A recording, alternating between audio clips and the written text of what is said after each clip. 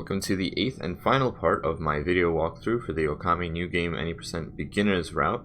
In the last part, we covered everything up to the Arc of Yamato from after the end of Oni Island. And in this part, we're going to cover everything through the end of the game, so the entire Arc of Yamato. If you haven't already seen the rest of this series, I recommend you click on the video playlist linked in the description. This is also going to be a companion guide to the text guide, also linked in the description. And let's start things off. As soon as you get into the Arc of Yamato, we're going to immediately simply dash forward until you run into Marco here. So he'll teleport you straight to him, so just mash confirm twice, because he has 2 shot prompts. You shouldn't have anything to sell at this point, and instead we're just going to buy a couple things that we need. We need to buy 1 Infinity Stone, which we're going to be using on Orochi, similar to the first time, if you did use one there. And then we're going to need to buy some Excels. You'll need an absolute minimum of 17 here to do the fastest strats on each boss. And you should easily be able to afford that. But if you aren't able to, then you'll need to do some backup strats on some of the bosses. Mostly that involves doing similar stats to what you did in the first time you fought them. We're going to be refighting 5 bosses here, every boss besides Lechku and Nechku. And we're going to start on either side. Most people seem to prefer to start with Blight and then move counterclockwise, but you may prefer to start with Ninetales and move clockwise. If you didn't already refill your health and you're worried you might die, then you may want to restore your health here, but that's going to be your last opportunity to. On our way into the fight, for every other fight there's going to be a Celestial. On the way in you can just run into them because they're auto stops. However, on the way out they are not auto stops, so don't ask me why that is. You can jump into these portals, but you don't need to. It doesn't make a difference, as far as I'm aware. This first fight is going to be Blight. Blight is actually a very easy fight, because all we need to do is wait for him to start his attack, then just Excel twice. At this point, you want to get close to the center of the arena, but not the exact center. At the end of most of these fights, there's going to be a portal that spawns near the center of the arena. Also, you want to mash A through these results screens, like always. So you can see we're reasonably close, but not perfect. There's no good markers for this first fight, but you want to get close so that you're not actually touching the warp, but you're just outside of it, so you can just like hold forward to go into it. If you get right in the center of the warp, like if you're already inside of it when it appears, then it won't actually work right away. You'll have to go out of the warp and then back into it, which is rather annoying. Anyway, like I said, this is not an auto stop, so you have to jump into it. And then right away here we're going to have the hardest fight in the game, which is Orochi. I would say this version of Orochi, True Orochi, is a bit easier than the Orochi you fought in Mooncave, just because there's not an extra setup phase and there's no cutscene manipulation we have to deal with. It's much more direct. So we're not going to have to ink bullet the Firehead, we're just going to start with the triple head water spout. So as soon as it loads here, which is right now, you can judge based on the loading meter. It's always consistent for every individual loading zone, how long that loading zone takes to load. Right away at the start of this fight, we're going to run left, like we did for the first Orochi fight, and we're going to aggro Earth, Poison, and Light here. So you might have to get under Earth a bit just to fully aggro it. You can jump around Poison, and just barely aggro Light. Then on the way back, we're going to Power Slash Earth, and then Water Spout, or Gale Storm to blow away the Poison. Then we have all 3 drunk, and we can just do that. And with any luck, we'll have avoided all the hits, and we can just reset to Earth.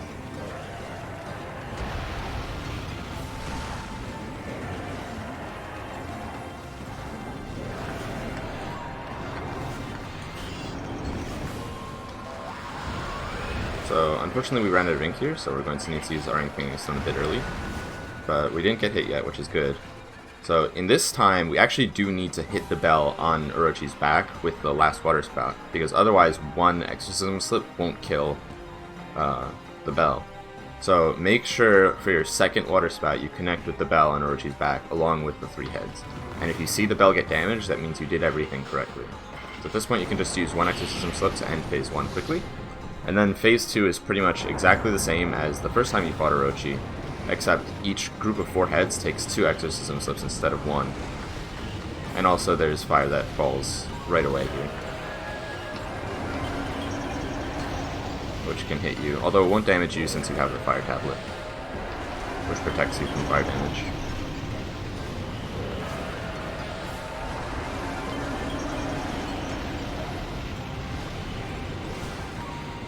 So right here we're going to use 2 exorcism slips instead of 1. This would be a good time to use the Infinity Stone if you didn't use it already.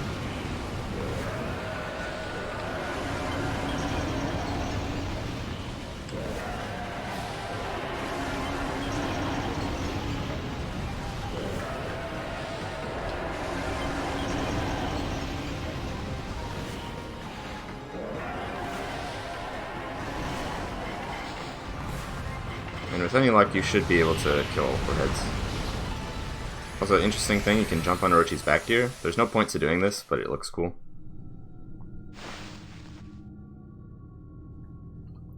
And there we got a perfect fight. There's no guarantees for that, but if you can get it, you can try. For this particular fight, you'll notice I was in the center there at when the fight ended, but then I got teleported over here. For Orochi, you'll always be teleported to this position, and the warp will always be right in front of you. So you don't need to put yourself in any particular position before the fight actually ends. He's special. So, again, Celestials are only after every other fight.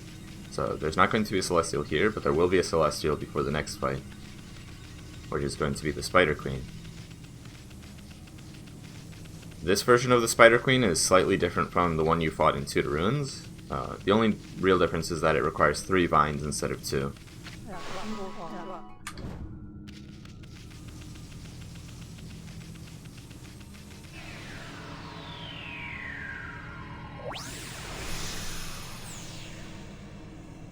So right away here we're going to camera in order to start binding.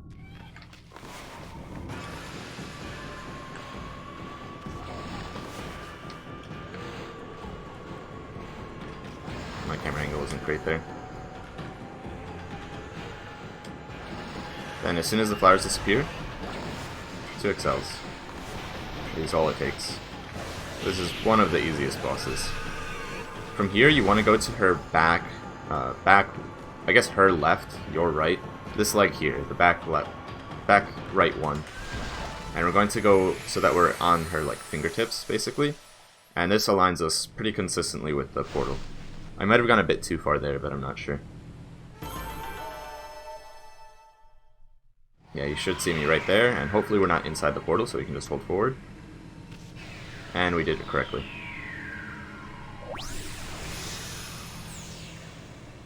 So that's 3 fights done, including the hardest one. At this point, you can pretty much count whatever time you have as your final time, because there's not much more opportunity for time loss or time gain.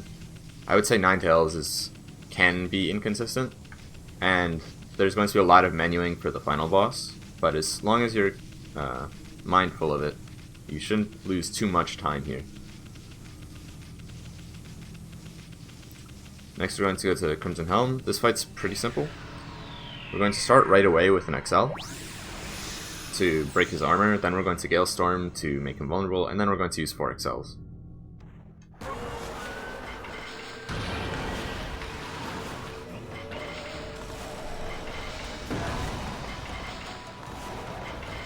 Make sure you don't burn all of your XLs without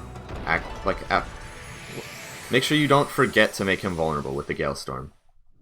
After your second XL, check that he's actually getting damaged, and then use that to judge whether you missed the XL or something.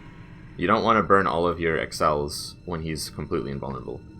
The alignment for the portal here is basically right where he's standing. Since you kill him pretty much instantly in real time, you can just go up to him, his front half, and as long as you stand right by him, you'll be right in front of the portal.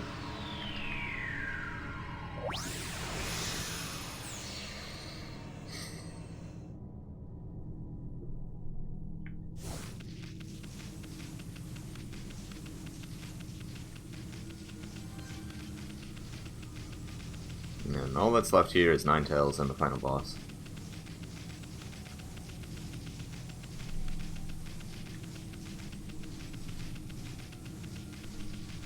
Once again, there's going to be a final Celestial. And then this fight we're going to do pretty much the same as the first fight, except the Ninetales' final form, the one-tailed form, actually only takes 2 XLs to defeat instead of 4, so Ninetales actually gets weaker in this fight, which is interesting. Straight away. Trade Bomb. Thunderstorm, one to the left. As soon as it gets up to start walking, it's vulnerable, and you can use another XL. Avoid these attacks here, and maybe gather some money if you feel like it.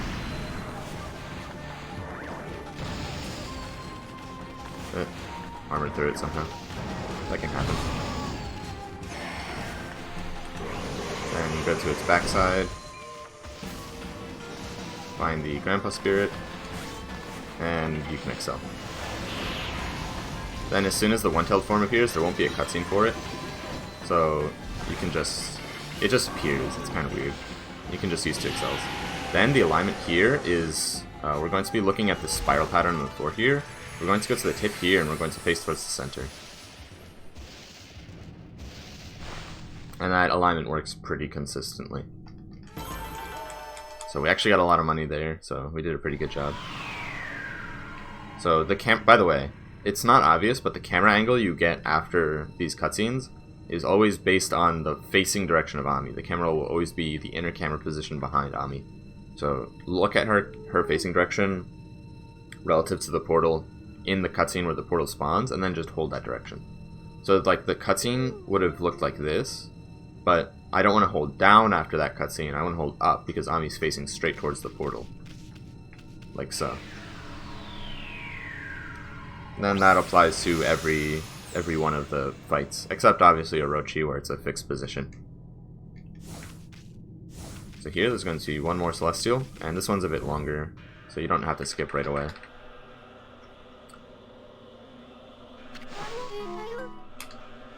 And then this you can't skip.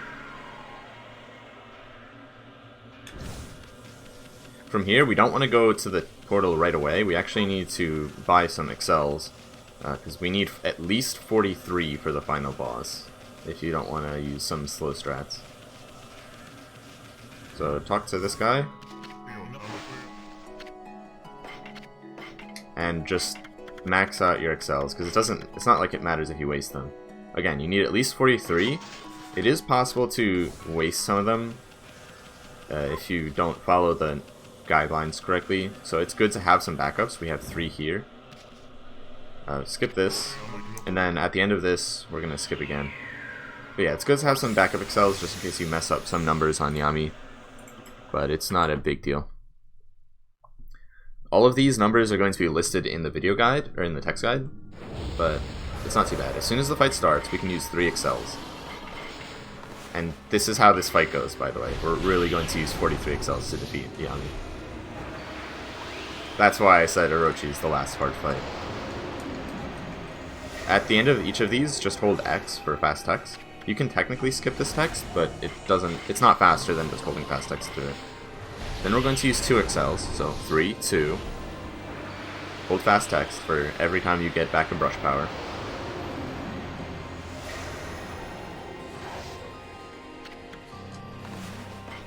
Then 1 and a power slash.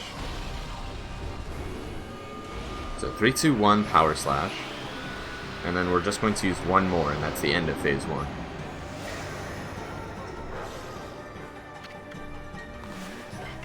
You don't need to bloom him. As soon as his health bar appears for this next phase, we can start again. So his health bar appeared, so we're going to use 3 XLs. And that'll get us another brush power. You can feel free to do whatever you want during this, since XLs are always a screen wipe. They always hit everything.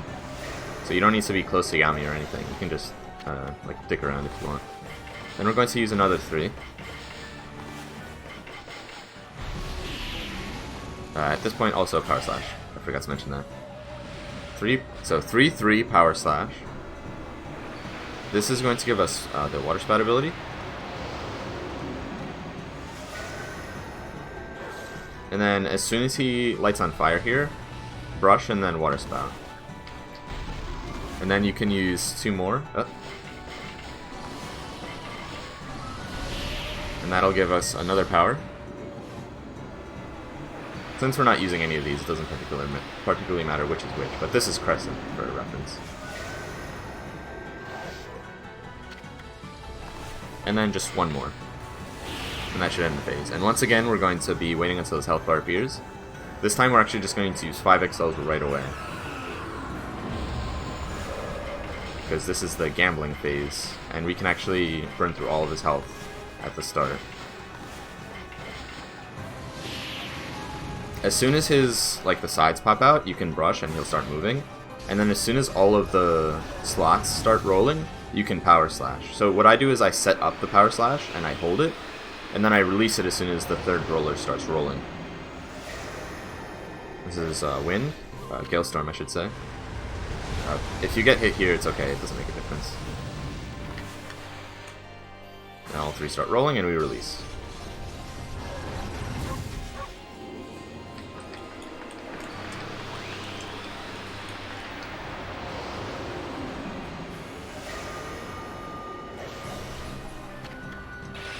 And then we don't have any more XLs until after this.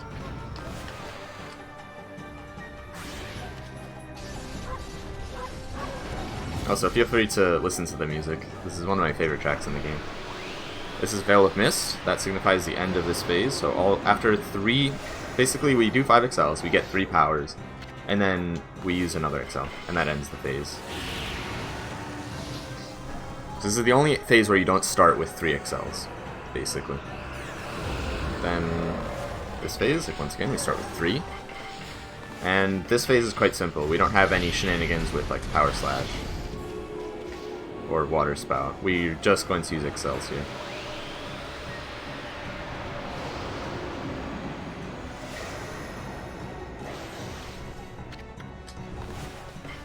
Then another 3. So 3/3.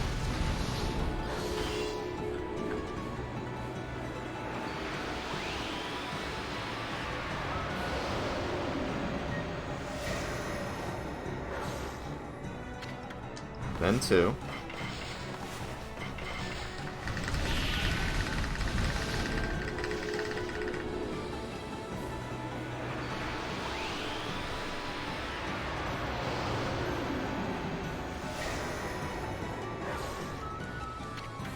And then 1.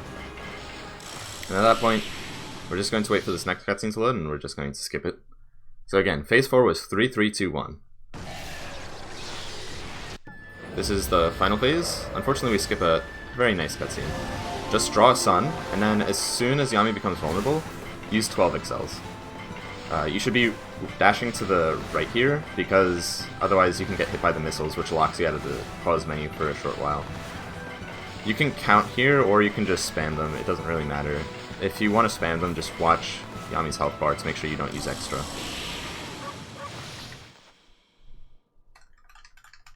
Then skip, and make sure you're going fast here, because you're still being timed.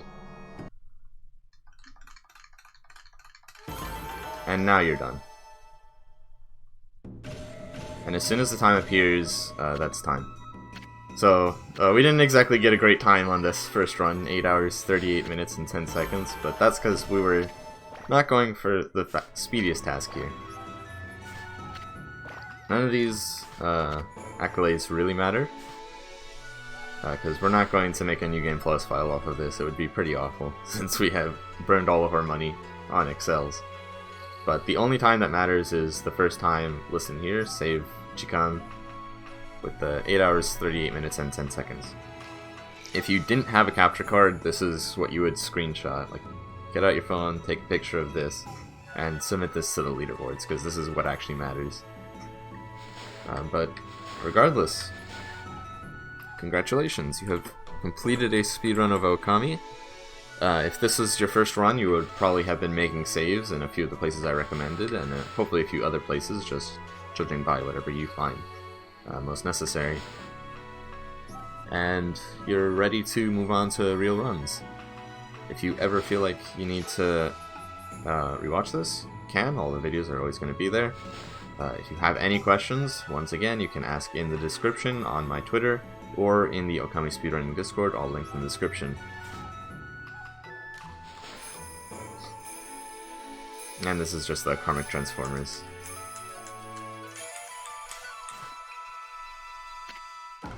At this point, it's going to ask you to make your New Game Plus save. I would say no, because there's no need to clutter up your save files with that. Just use whatever your casual save was. And that should just bring us back to the title screen, right where we began. Well, thank you for watching.